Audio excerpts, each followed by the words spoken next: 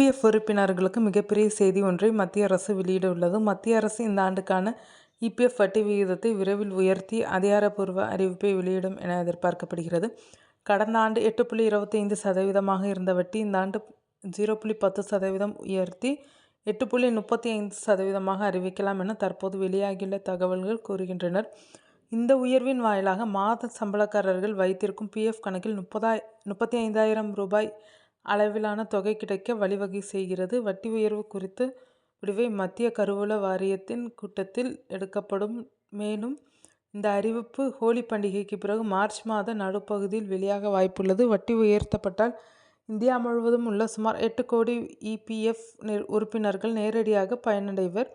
இதற்கு தனியாக விண்ணப்பிக்கவோ படிவம் நிரப்பவோ தேவையில்லை. தானாகவே 35,000 ரூபாய் அளவிலான தொகை கணக்கில் சேர்க்கப்படும். உங்கள் இபிஎஃப் கணக்கில் ரூபாய் 4 லட்சம் அளவிலான தொகை இருப்பு இருந்தால் 8.35% வட்டியில் சுமார் ரூபாய் 35,000 வரை வட்டி கிடைக்கும். ரூபாய் 5 லட்சம் இருப்பில் இருந்தால் சுமார் ரூபாய் 43,000 வரை வரலாம். இந்த வட்டி உங்கள் மொத்த இருப்பு அடிப்படையில் கணக்கிடப்படும்.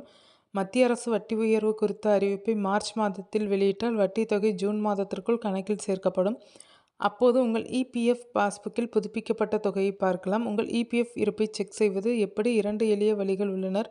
முதலாவதாக இபிஎஃப்ஓ இணையதளம் சென்று உங்கள் யுஏஎன் எண், பாஸ்வேர்டு மற்றும் கேப்சாவை உள்ளிட்டு மெம்பர் பாஸ்புக் என்பதை கிளிக் செய்யலாம். இரண்டாவதாக இணையம் இல்லாதவர்கள் பதிவு செய்யப்பட்ட மொபைல் எண்ணிலிருந்து இபிஎஃப்ஓ HO /UAN -ENG என்ற SMS அனுப்பினால் 7738299899க்கு உங்கள் இருப்பு விவரங்கள் வரும்.